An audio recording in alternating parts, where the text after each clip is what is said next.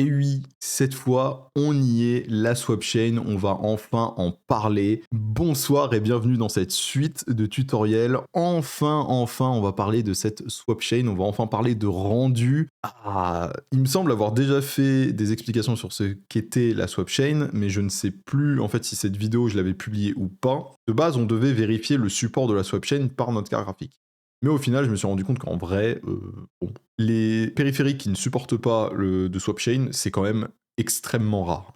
On va pas se mentir, c'est rare. La swap chain, c'est vraiment le truc de base pour un moteur de jeu. Donc, je vais réexpliquer ce qu'est la swap chain et comment ça fonctionne. Donc déjà, je vous ai fait un petit schéma ultra moche, que je vais expliquer tout de suite, voilà. Expliquons ce schéma très moche. Vous avez vu, je suis dessinateur professionnel. Pas du tout. En fait, non, écoutez mon nouveau son. Donc, notre swap chain, comme vous le voyez, en fait, qu'est-ce que c'est? Ça va être en fait un pool d'images que l'on va rendre à l'écran de l'utilisateur. Ce pool d'images, en fait, va se diviser en, on va dire, pas deux catégories, mais en deux étapes. On va avoir les images qui vont être disponibles, c'est-à-dire les images qui sont vides et qui ne sont pas en cours d'utilisation, notion très importante, et les images qui sont en cours de présentation. De l'autre côté, nous avons notre moteur. Notre moteur, en fait, va en gros, dans notre boucle principale du moteur, on va avoir, enfin, moteur de rendu, je précise, on va avoir grosso modo 3 étapes. On va avoir d'abord l'acquisition, puis ensuite on va dessiner, puis ensuite on va soumettre. Donc la première chose qu'on va faire en fait dans notre moteur, c'est qu'on va acquérir une image libre, vide.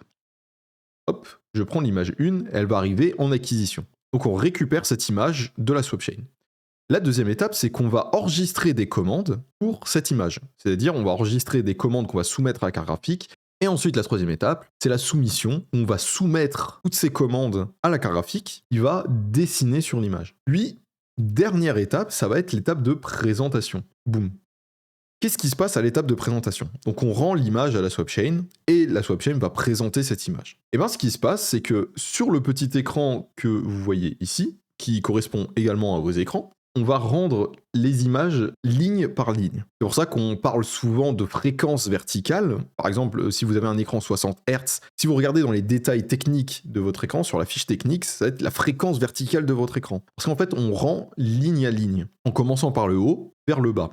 D'ailleurs, c'est quelque chose que vous pouvez remarquer si jamais vous avez déjà filmé avec votre téléphone un écran d'ordinateur. Donc c'est ce qui va se passer. Cette image-là va être rendue avec la première ligne, donc la première rangée de pixels, la deuxième rangée de pixels, la troisième rangée de pixels, etc. jusqu'en bas. Une fois qu'on aura atteint le bas, cette image va être considérée comme rendue et donc elle va être redonnée à la pool de la swap chain. Donc elle va revenir dans les images disponibles. Mais pendant que cette image est rendue, hop, nous, le moteur, sachant que le moteur tourne en parallèle, le moteur peut faire l'acquisition d'une deuxième image, dessiner sur la deuxième image, soumettre la deuxième image, et une fois que la première image est rendue, hop, la deuxième image peut être présentée à l'écran. Maintenant, ce qui va se passer plutôt, c'est ce qu'on va appeler le mode immédiat, c'est le mode le plus simple de la swap chain, c'est qu'en fait, quand la deuxième image va être prête, et qu'elle va être poussée pour présentation, la première image va se retrouver rejetée directement dans les images disponibles. Et c'est la deuxième image qui va être présentée à l'écran. Ce qui va avoir pour conséquence, parce que, rappelez-vous, l'image n'est pas rendue d'un seul coup, mais elle est rendue de haut en bas, c'est que l'image potentiellement ne sera pas rendue en entière. Donc, on peut se retrouver avec une moitié d'image ou un quart d'image, enfin bref, une partie d'image rendue, et en bas, c'est la deuxième image qui est en train d'être rendue. Et ce phénomène, ce déchirement, entre guillemets, on appelle ça du tearing. Le tearing, c'est ça, et P-Sync sert à ça, à empêcher le tearing. Voilà, donc je vous ai fait un tour un peu rapide de ce qu'était la swap chain. Peut-être éventuellement, je peux rajouter, quand la ligne verticale arrive en bas de l'écran, ça, c'est ce qu'on appelle le blanc vertical. C'est-à-dire qu'on a atteint, en fait, on a terminé le rendu. On appelle ça le blanc vertical. Je crois que j'ai fait le tour pour le moment de ce que j'avais à dire sur la swap chain. Donc, on y reviendra à ce schéma parce qu'il y a d'autres trucs que je vais devoir présenter. Mais en attendant, on va pouvoir passer un petit peu au code. Alors, je vais juste remettre mon micro ici. Voilà, très bien. Et donc, on va pouvoir passer au code. Alors, on part ici, on fait pub const swap chain. Donc, on va créer une nouvelle structure.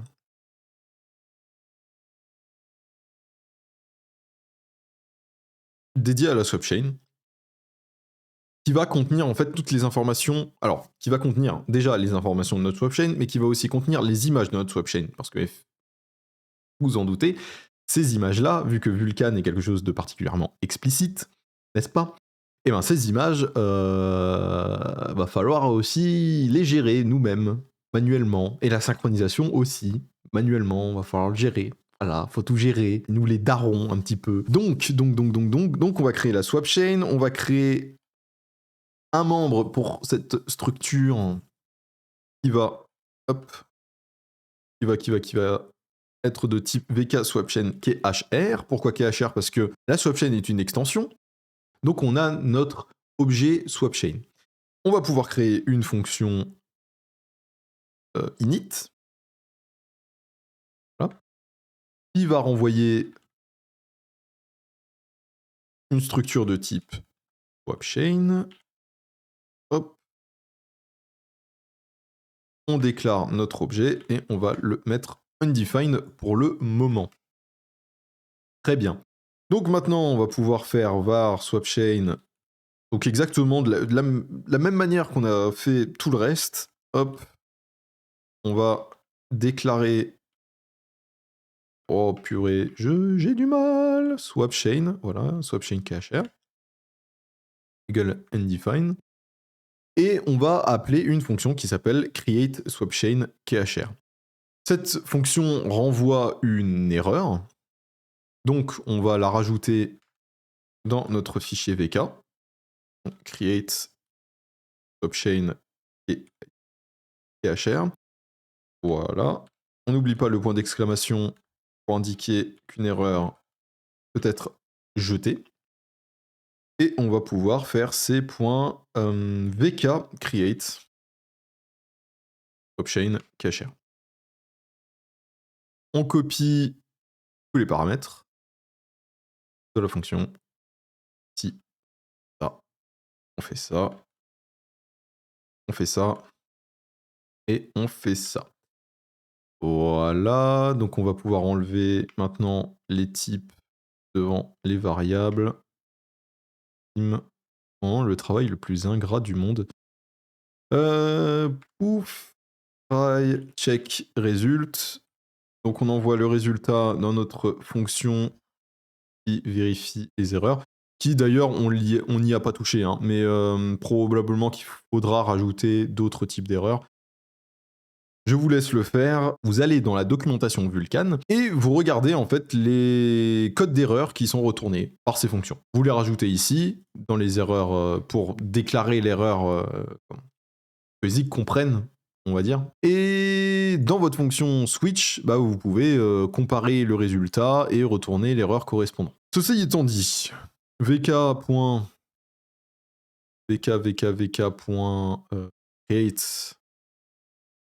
swapchain. Alors, on va le faire manuellement parce qu'apparemment il a besoin d'un peu d'aide. On fait un catch, un petit R pour les erreurs, std.log.r, échec de la création de la swapchain. Ceci sera une erreur critique. Et j'ai encore fait une erreur ici, c'est pas R qu'il faut mettre, mais c'est ini. Voilà, ici il faut un point virgule, et ici on peut faire un return, et on va retourner juste l'erreur. C'est très bien comme ça. Donc le premier paramètre qu'on voit dans cette fonction, ça va être le device. Le device logique, donc on va rajouter ça en paramètre, device.c.oui, vk-device, comme ceci. Voilà, device. Le deuxième, ça va être vk create info KHR, donc ça on va s'en occuper après. Le callback, on va mettre un nul. on ne l'utilise pas, donc virgule nul, et le dernier paramètre, vous vous en doutez, c'est l'adresse de notre objet swapchain qu'on va pouvoir ajouter ici. Voilà. On n'oublie pas de faire un rdiffer c.dk_destroy swapchain. Donc on lui passe le device. Ok, je sais pas pourquoi il veut casser les pieds comme ça. Hop, on lui passe notre swapchain. Ok, ouais, il a vraiment juste décidé de pas marcher. Et on lui passe un nul. Ah si, je sais pourquoi il veut pas, parce qu'il y a ça. Hop, on va mettre nul temporairement ici. Voilà, comme ça, j'aurai l'autocomplétion. Donc on n'oublie pas de faire un rdiffer. On fait un rdiffer pour détruire la swapchain qu'on a créée. Donc ça veut nécessairement dire que on va avoir une fonction d'init qui va nous permettre de nettoyer un petit peu tout ça. Et on peut copier ceci dans la fonction d'init. Évidemment, on n'oublie pas de passer le device parce qu'il en a besoin. Et la swapchain, on le récupère grâce au paramètre self de type swapchain, qui doit être d'ailleurs un pointeur. Self.swapchain. Je suis... peut-être qu'il peut être constant. Je pense qu'il peut être constant. Donc déjà, là, on a tout préparé pour la création de notre swapchain. Maintenant, la première chose qu'on doit faire, c'est déclarer notre objet info. Donc swapchain create info, qui va être de type dk swapchain create info cacher. Oui, c'est ça. Voilà. Ça prend un S-type, donc on va déclarer le S-type. Le S-type qui va être vkstructure type swapchain. Alors cette fois je me trompe pas, je vais pas mettre le vk, parce que la dernière fois j'avais fait la bêtise. Create info cacher, il est juste ici, voilà. Le pin next, on va pas l'utiliser. Flag, on va pas s'en occuper pour l'instant. Surface, on peut déjà faire ça. Donc ça prend la surface. Encore une fois, la surface, c'est la représentation, l'affichage de notre application, de la fenêtre, voilà, de notre application. C'est ça que je cherchais. Donc vk surface R. On va pouvoir passer ici. Ensuite, donc les images, ça, on va gérer après. Les queues, on va gérer ça après. Ce que je voulais faire dans cette vidéo, c'était le mode de présentation. Donc on va taper present mode égal, et pour l'instant, on va mettre nul. Donc, le mode de présentation de la swapchain. Si je reprends mon schéma et que je vous refais ce que je vous ai montré juste avant, donc ce qui se passe, c'est qu'à l'acquisition, on prend l'image 1, on enregistre les commandes sur l'image 1, on soumet, on exécute les commandes, et ensuite on présente l'image qui a été rendue. En parallèle que le rendu de l'image se fait, on prend l'image 2, acquisition, on enregistre les commandes dessus, on les soumet, on les exécute, et ensuite on arrive là, et hop, l'image 1 est du coup renvoyée dans les images disponibles, et c'est l'image 2, qui commence sa présentation. Mais comme je vous l'ai expliqué juste avant, le problème de ce système, c'est qu'en fait, il n'y a aucune synchronisation. C'est-à-dire qu'on n'a pas nécessairement atteint le blanc vertical, c'est-à-dire la fin du rendu de l'image, avant de commencer la présentation de l'image 2. Et si je parle de présentation et que juste avant je parlais de mode de présentation, c'est pas anodin, effectivement, il y a différentes possibilités, différentes méthodes de présentation, règles de présentation qui peuvent être appliquées pour la swapchain. Ce que je vous ai présenté là, c'est le mode le plus simple, le plus rapide, qui s'appelle immediate mode, le mode immédiat. C'est-à-dire dès qu'une image est prête à être présentée, elle remplace l'image en cours de présentation. Donc on n'attend pas le blanc vertical, ce qui a pour résultat du tearing. Maintenant, il y a d'autres modes de présentation qui, eux, vont attendre ce blanc vertical. Je vais vous parler du mode de présentation qu'on appelle le mode de présentation boîte aux lettres, en anglais mailbox. Le mailbox, c'est en fait un mode de présentation LIFO, c'est-à-dire last in, first out. Je vais reprendre mon schéma, hop, vous allez comprendre. Donc, on acquiert la première image. On dessine dessus, on la soumet, machin, et on la présente. Ok, très bien, jusqu'ici, ça ne bouge pas. On acquiert la deuxième image. Boum, on dessine dessus, on la soumet, mais au lieu de la présenter, là, il va y avoir un petit détail. C'est qu'en fait, finalement, notre swap chain, elle va être un petit peu modifiée, et pour ça, je vais avoir besoin de la gomme. Je vais reprendre mon stylo. Donc, notre swap chain va être un peu modifiée, en ceci que on va avoir, en fait, une petite étape, entre guillemets, intermédiaire. On va appeler attente. Notre image 2, en fait, va être mise en attente. Et l'image 2 va attendre en fait le blanc vertical qui, une fois atteint, le blanc vertical est atteint, hop, l'image 1 va retourner en disponible et l'image 2 va être mise en présentation. Et du coup, le tearing n'est plus possible puisqu'on attend le blanc vertical. Maintenant, le principe de Mailbox, c'est l'IFO.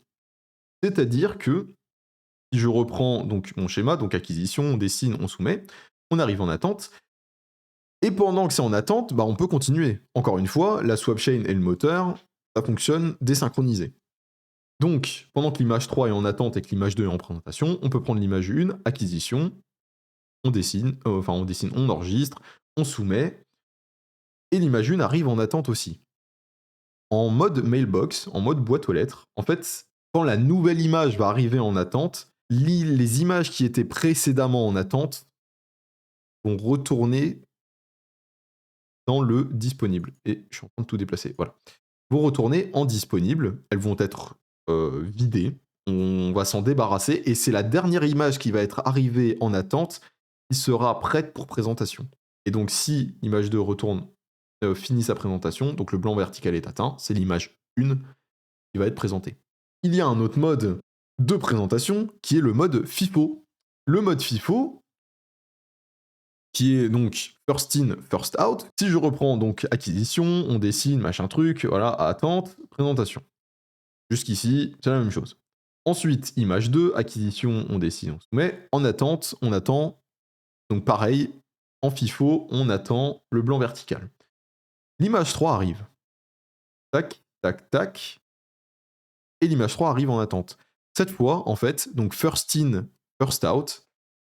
Une fois que l'image 1 aura atteint le blanc vertical, une fois que l'écran aura atteint le blanc vertical, c'est l'image 2 qui va être envoyée. C'est-à-dire que la première image qui arrive en attente sera la prochaine qui sera présentée. Le problème de ce mode de présentation, vous vous en doutez, c'est que du coup, on peut avoir du retard. C'est-à-dire que, admettons un jeu vidéo du type Counter-Strike, et là, vous allez avoir en fait un délai. Parce que l'image 3, elle est déjà disponible, elle est déjà rendue, ça s'est déjà passé. Pourtant, on était encore en train de rendre l'image 1. L'image 1 s'est arrêtée. L'image 2 qui est déjà dans le passé, c'est la prochaine à être rendue. Donc en fait, il y a un délai, il y a du retard, il y a du lag. Ce qu'il n'y a pas en mode boîte aux lettres. Justement, on veut minimiser ça sans pour autant occasionner du tearing.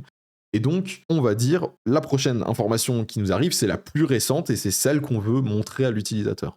Donc ça résume à peu près les 3 modes de présentation qui existent grosso modo. Maintenant, dans Vulkan, on va avoir des sous-modes, entre guillemets. On va avoir par exemple le mode FIFO relaxé. Et je vais reprendre mon schéma, c'est plus simple à expliquer avec un schéma quand même. Hop, même si mon schéma est très moche. Ce schéma est moche. Vraiment, je devrais prendre des cours avec Didou. Didou, dessine-moi une fleur pour ma maman, d'un jaune resplendissant qui bouge avec le vent. Mets un like si tu connais Didou. La ref de Derrière les fagots, au secours. C'est systématiquement débile, mais c'est toujours inattendu. Oui, donc je disais, le mode FIFO relax. En gros, admettons, on se trouve dans le cas où image 1 est en mode présentation et on va en acquisition. Hop, on va en dessin, soumission, et normalement en mode FIFO, l'image 2 arrive en attente. Sauf que là, cette fois, admettons, en mode dessin, hop, l'image 1 a fini d'être présentée. Et ben, dès qu'on va arriver ici, en fait, pour limiter le lag qu'il va y avoir à cause de cette mise en place, tout ce micmac qu'on crée dans la swapchain pour justement limiter le tearing, le mode relax va balancer l'image directement en présentation sans passer par l'attente. Voilà, ça c'est le mode relax. On a plein de sous-modes comme ça. Donc il y a un petit peu à boire et à manger. Dans tous les cas, je vous ai expliqué les 3 modes principaux. Donc le mode immédiat, qui est un mode qui est le plus rapide, qui va présenter l'image dès qu'elle est disponible. Le problème, c'est que ça peut causer du tearing, c'est-à-dire qu'on va avoir des artefacts sur l'écran immondes. La deuxième méthode, ça va être la boîte aux lettres, le mode où l'information la plus récente sera celle qui sera présentée dès qu'on aura atteint le blanc vertical. Donc on a quand même de la synchronisation. Et le dernier mode, le mode FIFO, qui est en fait un mode synchronisé complet, donc les images sont présentées dans l'ordre où elles arrivent. Voilà. J'ai résumé les modes de présentation de la swapchain, on va pouvoir passer un petit peu à la sélection. Vous vous en doutez bien, évidemment, tous les périphériques ne supportent pas tous les modes de présentation, sinon ça serait trop facile. Hein. Bah oui. Le jour où la programmation graphique sera facile, ça sera le jour où nous serons tous morts. Donc, on va d'abord, la première chose à faire, en fait, ça va être de récupérer, je sais pas pourquoi je mets un commentaire, ça va être de récupérer les modes de présentation disponibles. Et bien cela, on va le faire exactement de la même manière qu'on a récupéré, en fait, je sais pas, les extensions disponibles sur le périphérique, par exemple. À savoir, déjà, on va récupérer le nombre de modes de présentation disponibles. Donc on va pouvoir créer une variable qui s'appelle presentModeCount, qui sera égal à 0, et on veut déclarer le type aussi, que ce n'est pas une constante. Ensuite, on va avoir, j'ai un doute, getPhysicalDevice surface presentMode. Et ben voilà, c'est parfait, cette fonction, c'est exactement cette fonction qu'on veut. Donc, si cette fonction, vous ne l'avez pas dans le vk.zig, ce qui est possible, parce qu'encore une fois, j'avais tourné une vidéo qu'au final, j'ai décidé de ne pas publier parce que je ne pensais pas que c'était utile.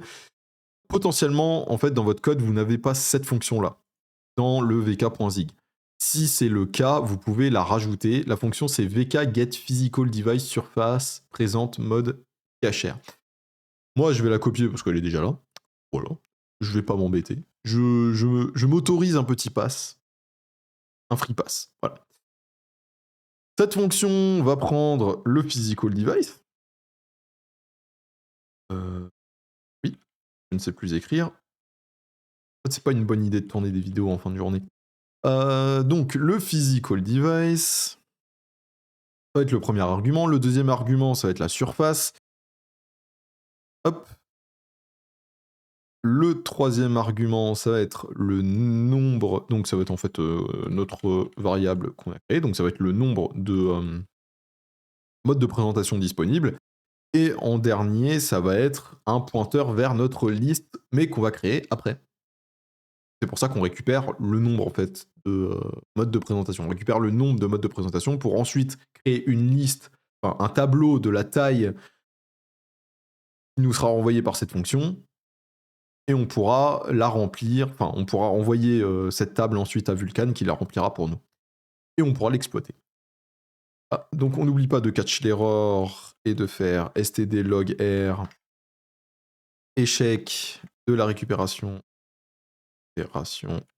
des modes de présentation. On n'oublie pas le petit any, ça, et r, et on peut renvoyer une erreur. Turn R. Ensuite, on vérifie évidemment si le present mode est égal à 0. S'il est égal à 0, eh bien, c'est également une erreur. Aucun mode de présentation disponible.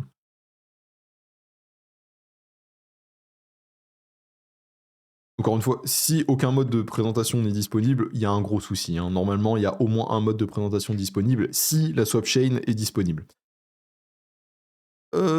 Et on va retourner. Alors pour le coup, du coup, comme c'est pas une erreur Vulkan, il va falloir qu'on renvoie nous-mêmes une erreur et on va renvoyer device error. Ça me semble être une erreur correcte à renvoyer. On n'oublie pas de mettre le point d'exclamation ici parce qu'on renvoie des erreurs. Donc cette fonction peut jeter une erreur.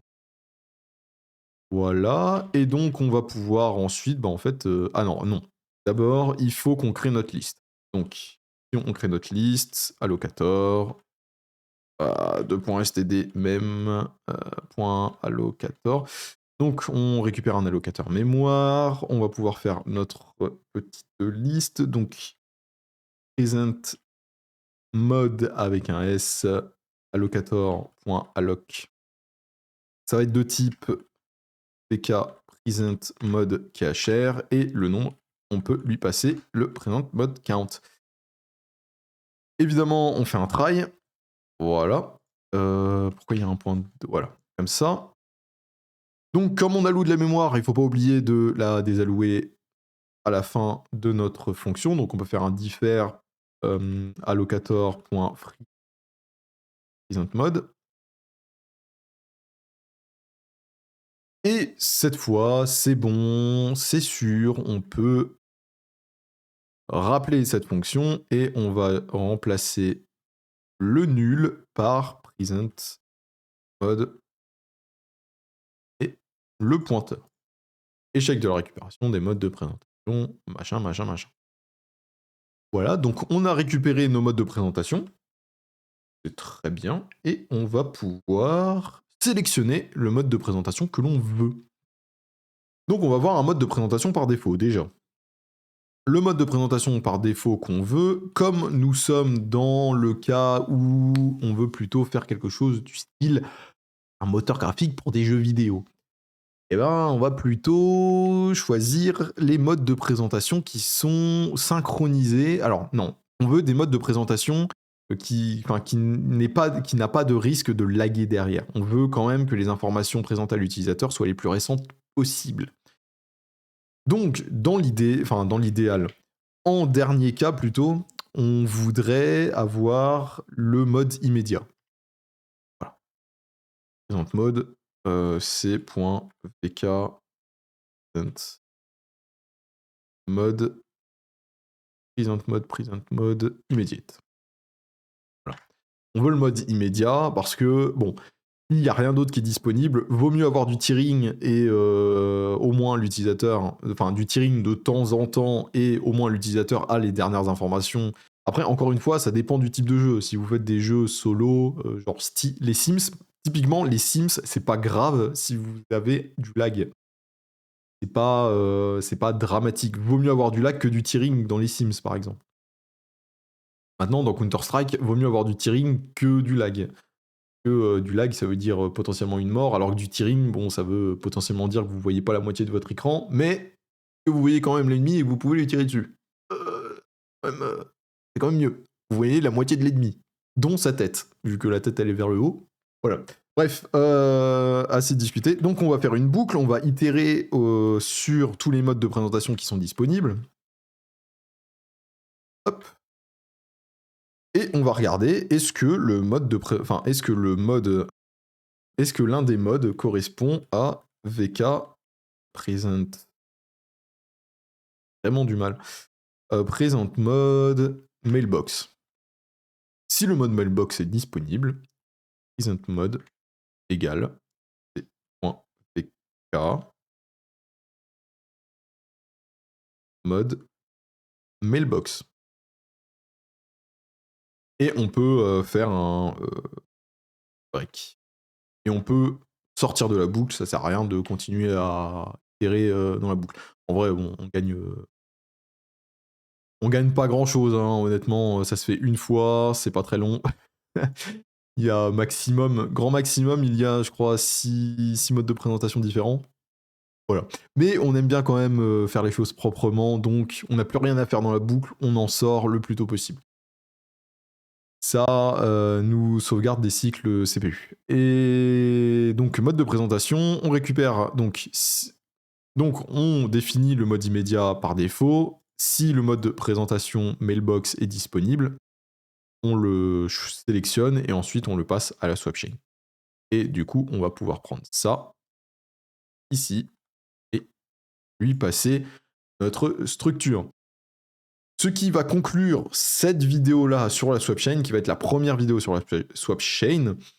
On va avoir, je pense, 2 autres vidéos sur la swapchain, parce qu'il y a encore d'autres trucs à parler, notamment les espaces colorimétriques, qui va être un sujet probablement moins long, mais tout aussi intéressant. Et il va y avoir tout ce qui va être la création des images en fait de la swapchain, ou plutôt la récupération des images de la swapchain. Enfin, dans tous les cas, je vous souhaite une excellente soirée. Merci pour votre soutien et je vous dis à la prochaine qui sera probablement la semaine prochaine. J'essaierai de faire une vidéo pour la semaine prochaine, mais c'est pas sûr, on verra. Bref, on verra. Je discute trop, je reprends un petit peu de tisane. Parce que je suis un vieux, voilà, je suis un vieux et je n'aime pas les développeurs Rust. Voilà. Comme ça, tout est dit, on peut finir la vidéo. On est tous d'accord sur une chose, les développeurs Rust sont mauvais, voilà, pas de prise de tête, on est tous d'accord, oui. Je vous souhaite une excellente soirée. Prenez soin de vous, prenez soin de vos proches, à la prochaine.